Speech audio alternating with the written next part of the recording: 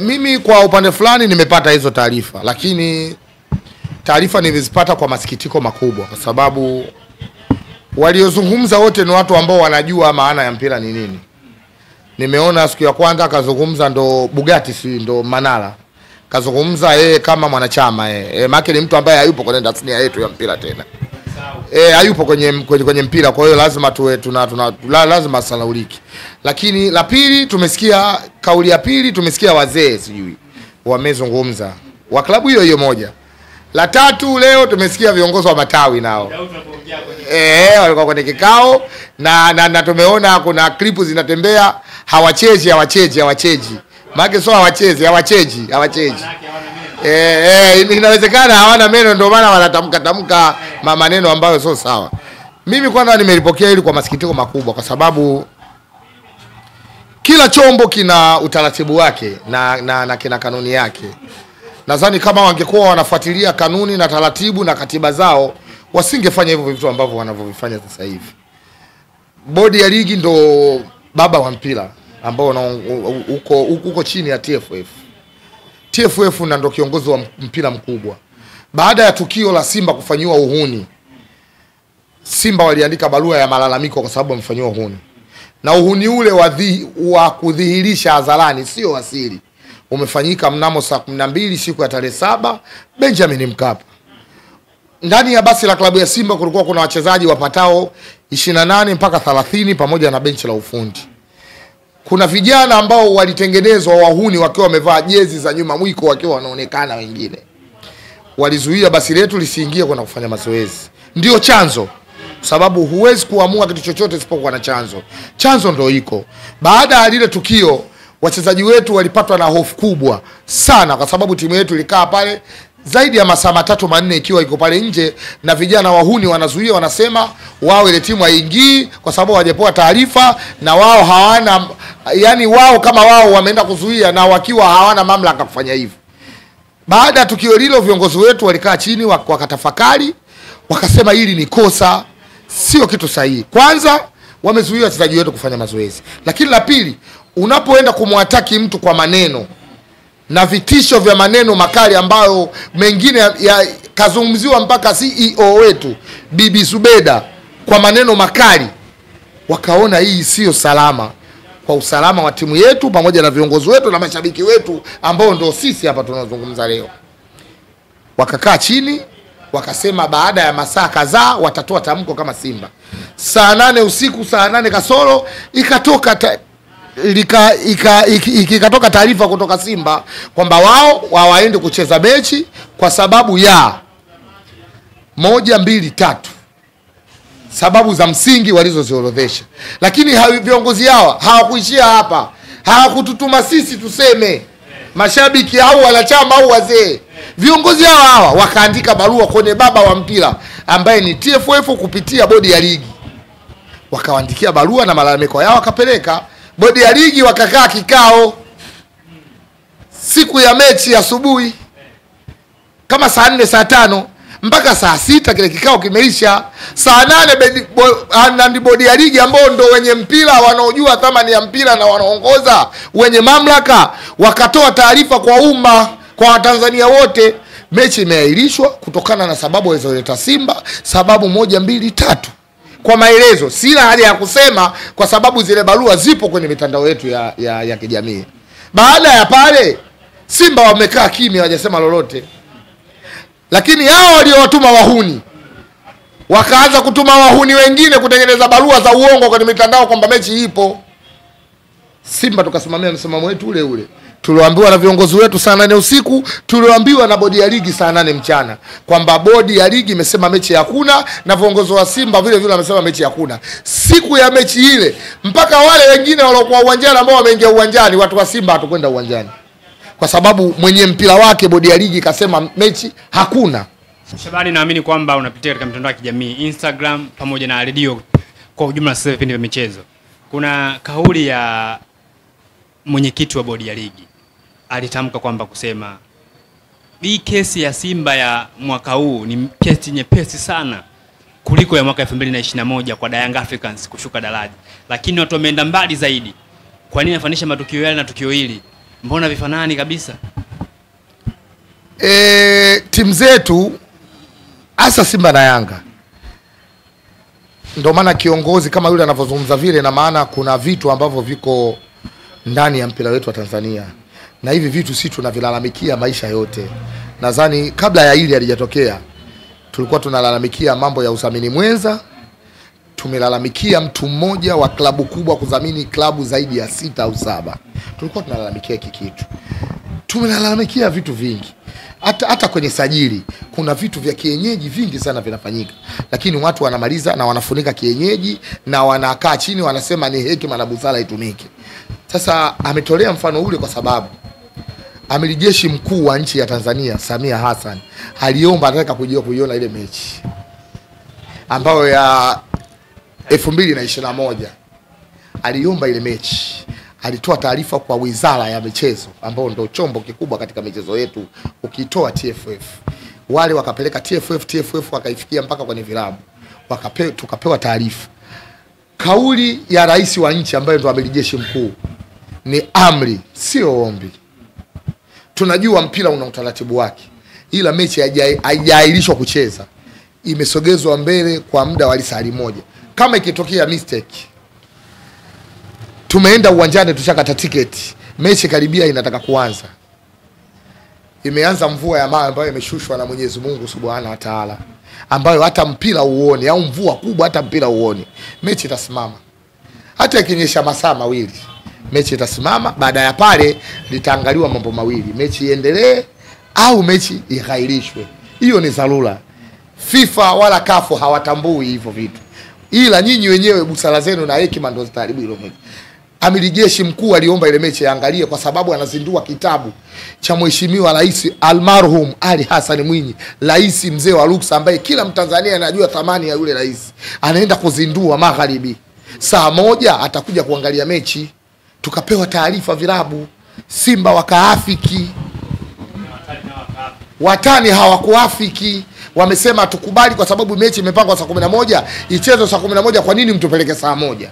Wakagoma kuja uwanjani muda saa 1, wakaenda uwanjani saa 10, wakasubiri saa 11, wakatoka uwanjani. Lakini kisheria na taratibu, waamuzi pamoja na timu ya Simba saa 12 waliingia uwanjani kufanya warm up, saa 1 wakajipanga mstari, mechi ikasubiri dakika 20-15, mechi ikafa, tukiwa chini ya maafisa habari wa TFF na maafisa habari wote wengine waliokuwepo, tukiwa chini ya marefari, tukiwa chini ya kamishna wa mchezo, tukiwa chini ya watu wote wa mpira. Mechi ikafa, lakini mwisho wa siku ikatumika hekima na busara. Mechi ile kisheria ingebidi mtu anyang'anywe pointi na ashushwe daraja, lakini hekima ilitumika, mtu akunyang'anywa pointi na kushushwa daraja, maisha yakaendelea mengine. Mechi ya juzi tofauti na ile, ila mzee Mguto katolea mfano kwa sababu waliofanya vile vitendo ndio hawa ambao wamefanya sasa hivi.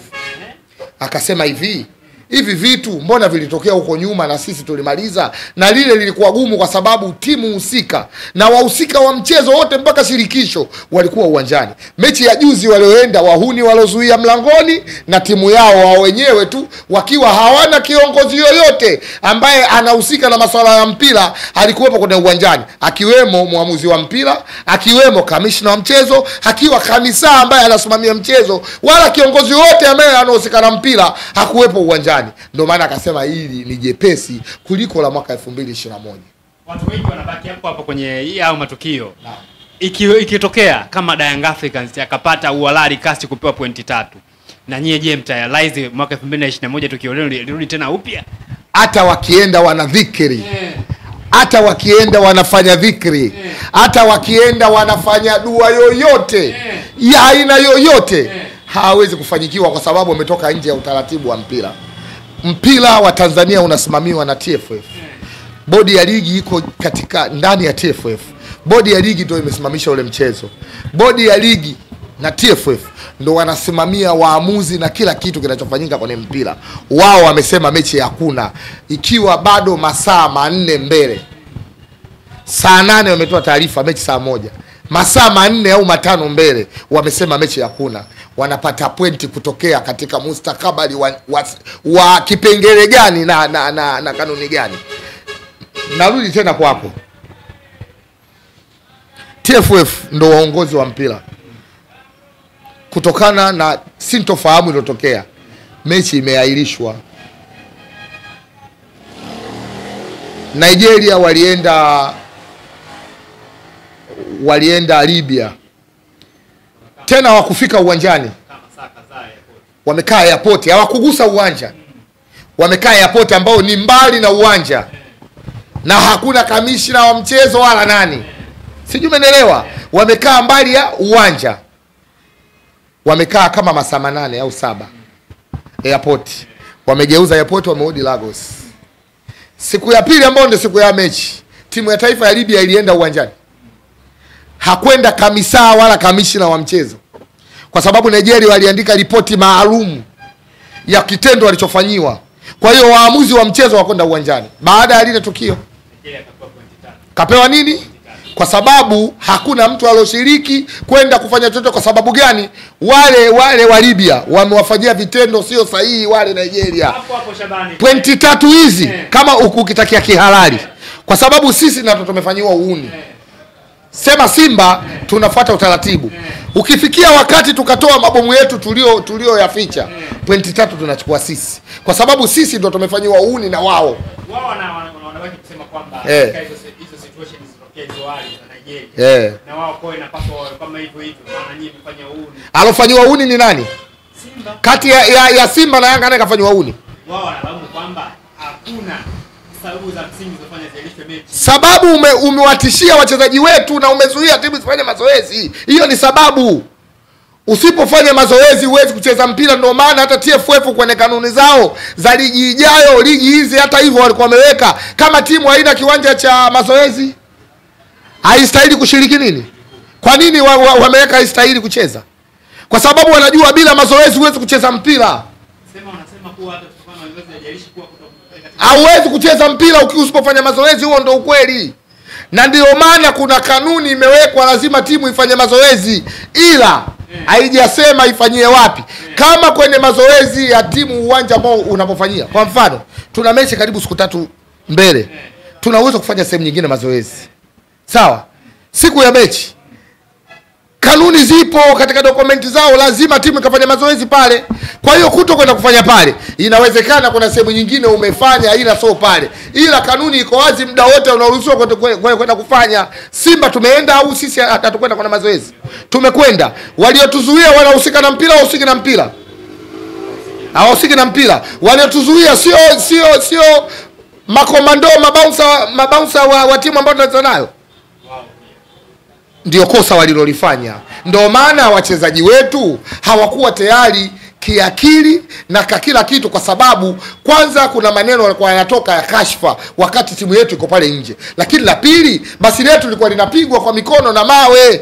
Alafu ilikuwa usiku, wachezaji wetu wamekaa kwenye basi zaidi ya masaa 4. Kwa hiyo wachezaji lazima uwatoe kwenye mchezo. Kuna wachezaji wengine mwenye ndani wa Tanzania wanajua Uswahili huu, lakini kuna wachezaji mwenye ndani wametoka Guinea, kuna wachezaji wametoka Ivory Coast, kuna wachezaji wametoka Nigeria, hawajui maana hivyo vitu vyetu vya Kiswahili tunavyovifanya. Bali ina maana umewatoa nje ya mchezo. Kuna wachezaji wametoka Cameroon.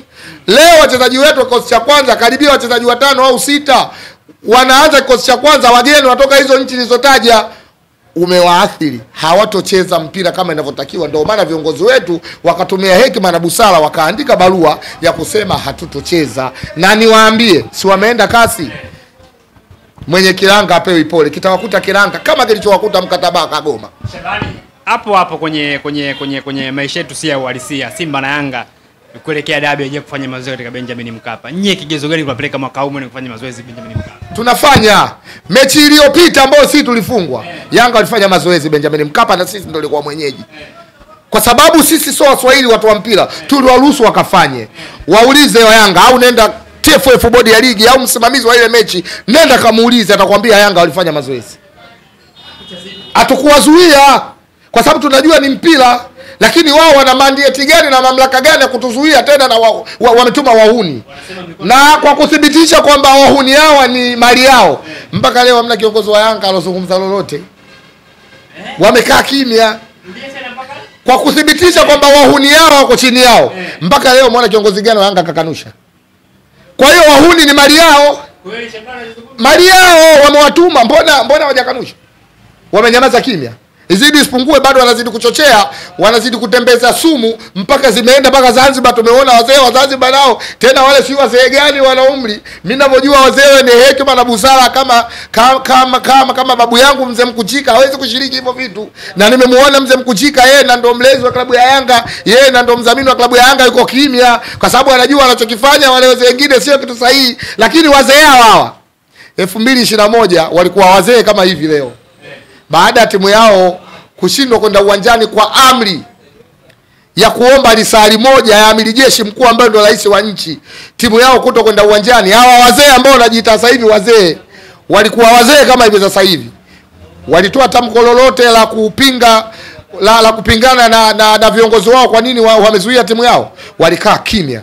Kwa hiyo hili swala watu wanafanya kwa maslahi, lakini ukirudi katika utaratibu wa kawaida, tunamuomba amiri jeshi mkuu ambaye ndo rais wetu wa nchi, mama yetu Samia Hassan, kiongozi jemedari, kiongozi shupavu, kiongozi ambaye anaongoza Watanzania ambao wenye malezi yaliyokuwa bora toka wakiwa wadogo mpaka hapa walipofikia.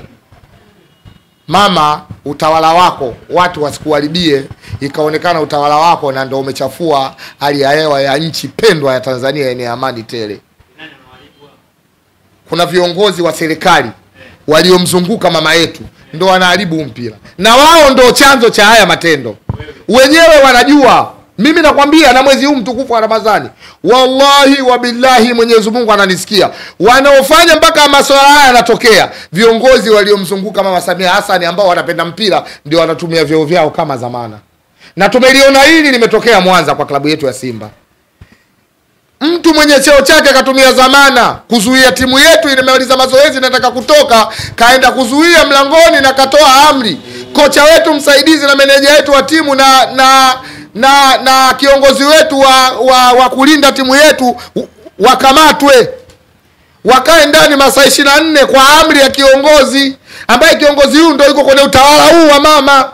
Na hata hili ambao wamelifanya wale wahuni, walikuwa wanasema simu imepigwa kutoka juu, wanapajua wao. Ndio maana tunasema hivi, wale watu wakamatwe. Jeshi la polisi lipo, sheria siipo, mahakama si zipo, wakamatwe wale watu, waulizwe hiyo juu, ule mtu alosema kutoka juu ni nani? Hatutaki nchi yetu iharibu amani yetu ambayo imelindwa na wazee wetu toka enzi hizo. Mimi siamini kama wale wazee walioongea Zanzibar na walioongea hapa ni wazee kweli. Mimi siamini. Labda sangine ni watu tu ambao wametengenezwa, sio wazee wenye hekima na busara. Watanzania tulivyoundwa ndio wao. Watanzania tulivyoumbwa. Umeniona mimi na nyinyi. Sigara tunagonga. Ukimkuta mwenzio anakula, na wewe unakaa unakula. Si ndio hivyo?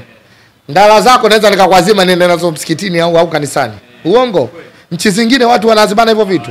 Tunapendana kwa sababu tumejengewa amani ya nchi na upendo. Hawa wanaleta vurugu. Kuna mzee video nazo klipu yake huko ndani, anaitwa Mzee Kombo. Si umeelewa Mzee si Kombo. Sawa Amefika mbali sana, ambako mbali huku hatutaki tufike. Leo waandishi mnafanya interview na sisi kwa sababu nchi yetu ina amani. Nchi yetu ingekuwa amani haina, leo tusingezungumza. Umeelewa? Unamsikia mzee? Mpaka kuleta uhuru katika nchi, asitokee mpumbavu mwingine yote kutujanyasa kwa ajili ya timu yetu ya Yanga Afrika. Na waombeni wa Tanzania, chonde hima, tushikamane. Ngoja nakurudishie kidogo. Viongozi wao kwanza ndio bodi ya ligi ijiondoe, maana anatujibu sisi watu wa Yanga, na sisi ndio tunapeleka bodi na tumepotoa hayo mapendekezo. Kwa hiyo na waombeni wana Yanga Tanzania nzima, tutoe kauli moja tuambie uongozi wetu, twende kilabuni Dar es Salaam nzima, wana Yanga wa Dar es Salaam nzima, kama wako mikoani wana uwezo wa kuja nao waje, twende kilabuni tukatoe tamko kwa viongozi wetu, weke kubali hukumu yoyote ya kurudiana mechi ya Simba na Yanga. Sisi tusipeleke timu na Yanga, kuanzia hapo hatutocheza tena ligi ya Tanzania, kwa sababu tutamwaga damu. Huku tunakoelekea ni kumwagana damu. Viongozi wanapambana, wanatoa mabilioni ya pesa kusajili wachezaji. Kuna mchezaji gani katika klabu ya Tanzania analipwa hela nyingi kama wachezaji wa Yanga? Shabani, swali hilo unauliza. Umeelewa Kuna mtaji gani katika Tanzania ile kwa nyingi? Ajui maskini ya Mungu anazungumza, ndio anasema wazee wanatumwa. Ajui. Yeye anajua mikataba wachezaji wa Yanga. Hajui. Tuzungumze ukweli na sisi tunajua hili. Wachezaji ambao wanalipwa gharama kubwa na thamani kubwa. Tunajua, hatutaki kusema, tunanyamaza kimya. Na yeye huyu mzee labda hajui maskini ya Mungu. Si huko vijijini hajui lolote, anasikia tu maneno watu wanamongopea. Watakumwaga damu. Sasa mambo kumwaga damu. Huyu mzee mpaka kafikia umri huu, toka amezaliwa mpaka amefikia umri huu, kashawahi kuona damu zikimwagika. Kwa nini yeye kashakula chumvi? Vijana wetu ambao sasa hivi wa kizazi hiki waje kumwaga damu kwa sababu yeye kasema. Yeye mpaka kafikia umri huu kashaona Tanzania ikimwaga damu. Lakini yeye anaamrisha watu wakamwage damu. Watu kama hawa sio watu sahihi kwenye nchi yetu. Sio watu sahihi kwenye nchi yetu. Kuna nchi leo wamehama ligi zao, wanacheza nje ya nchi zao kwa sababu ya vita. El Hilali Mdumani ya Sudani, El Meleki, vilabu vikubwa leo havichezi ligi kwenye nchi zao kwa sababu ya vitu kama hivi, kwa sababu ya maslahi ya watu wachache. Wa Sudani wengi wanataka timu zao zicheze Sudani, tunaona zikicheza, tunaona zile vibe. Uongo. Leo hii kwa hawa watu wanaofanya kuhamasishana, nimemsikia juzi kazungumza yule ambaye ni mwanachama wao ambaye kafungiwa. Anasema kwamba tuitishe mkutano engineer ili si wala mtu mwingine asiwepo kwenye mkutano, tu wenyewe wanachama. Vilabu vyetu vinaongozwa na katiba. Hii katiba sports ya Simba Sports Club. Sawa. Kwa utaratibu. Soma ndani. Hata Simba tunayo mandate na mamlaka kwa katiba yetu kuitisha mikutano ya dharura, kuomba viongozi wetu waitishe mkutano wa dharura kwa utaratibu, sio wa kuita vyombo vya habari na kuhamasishana kila mtu aje klabuni. Kuhamasishana kila mtu aje klabuni na maana watakaye kuja waina tofauti, mwingine ana kadi, mwingine ana kadi, atakuja mwingine na hivi, mwingine anakuja na jiwe. Ni vurugu. Matawi yetu ndio maana tukasema Simba au Yanga yana matawi. Hata chama tawala ambako kinaongozwa na rais wa nchi sasa hivi kina matawi. Hawezi kufanya vitu bila kupita kwenye matawi yao. Katiba zinazungumza hizi. Na hizi katiba zimetengenezwa kwa sababu ya kuendeleza ulindaji wa amani wa nchi yetu. Leo hawa watu wanaetumwa kuzungumza maneno ya porojo, hawa ndio wanataka kuharibu nchi yetu. Hatuwezi kucheza mpira nchi yetu ikiwa haina amani. Ndio maana tunasema chanzo cha huu ugomvi mpaka mechi imeahirishwa. Kuna chanzo kabla hatujafikia huku tulipo kuahirishwa mechi. Kuna kitu kilifanyika. Kwa nini hao wafanya hiki kitu mpaka leo wako nje? Tunawajua wote. Wanajulikana kwa sababu kuna sehemu wametumwa na wanajulikana, na ushahidi umeonekana kabisa. Video na kamera zimeonekana kwamba wale watu wanatoka sehemu fulani na jezi wamevaa, na kwenye mitandao wanaonekana. Kwa nini wasichukuliwa tu wamelinyamazia kimya? Usipoziba ufa utajenga ukuta. Washughulikiwe hawa watu. Mama yetu wewe ni Muislamu. Wallahi tunalizungumza neno hili tukiwa tumefunga kwa kumuogopa Mwenyezi Mungu wetu. Tunapenda nchi yetu, watoto wetu wasome kwenye amani. Tunapenda nchi yetu tutembee kutafuta riziki tukiwa tuna amani. Tunapenda nchi yetu tuende kwenye maeneo yetu ambayo ya kwenda kufanya swala misikitini na kwenye makanisa tukiwa tuna amani. Hawa watu ambao leo wametengeneza kikundi mimi naita nikasema cha ujasusi, hao sio watu wazuri. Hii unaita ni ujasusi. Unapoenda ukazuia kitu ambacho watu wanaenda kufanya kihalali, huo ni uhuni uliopitiliza, na hiyo ni mamlaka unaojipa ambayo imepitiliza. Hata kwenye nchi yetu hivyo vitu hakuna. Wachukuliwa tu hawa watu. Wakitakapochukuliwa tu hawa watu ndio watakaposema kwamba kuna mtu katutuma, kuna mtu katuagiza tufanye, na hiyo simu ya juu ndio itajulikana huyo mtu aliyopiga simu kutoka juu ni nani. Wakichukuliwa tu hawa watu ili tukomeshe kesho na kesho kutwa isitokee madhaifu waliojitokeza. Mechi ya juzi kuna watu wamepata hasara. Kuna ndugu yetu mmoja ni Mtanzania mwenzetu amekufa kwenye ile mechi. Mtu hata kama wa Yanga lakini ni Mtanzania mwenzetu, ana familia yake anamtegemea nyuma. Kwenye mechi ya juzi kuna mama nimemwona analia, ameenda kukopa pesa ili achome, anasema mimi mume wangu Yeye anasema mume wake kama yeye ni yule msingi wake kachoma kuku, kachoma lichochoma chote, kile kitu chote kimekufa, mwisho wa siku abidi arudishe hela zake. Lazima waangaliwe watu wanaotawala kwenye maeneo, ni watu sahihi au sio sahihi, na wale wanaoanzisha migogoro lazima wachukuliwe hatua. Ndio tunaporudi na kusema tena, usipojenga ufa utajenga ukuta. Mchumia janga kula na wakwake. Kama wao walivyolichuma janga la kuleta wauni, leo wamechuma janga lingine wameenda kasi. Ila tunawatakia kila laheri. Tunawaambia hivi, asiyefunzwa na mkuu ufunzwa na ulimwengu. Ulimwengu ndo kafu na FIFA, mkuu ndo TFF. Wamewaambia waje wafanye hekima, wameenda kuvunjika mguu. Inshallah watakaporudi kutoka kasi, majibu yatakuja kama Yusuf Kagoma na Bernard Morrison. Shukrani sana Shabani. Shukrani sana.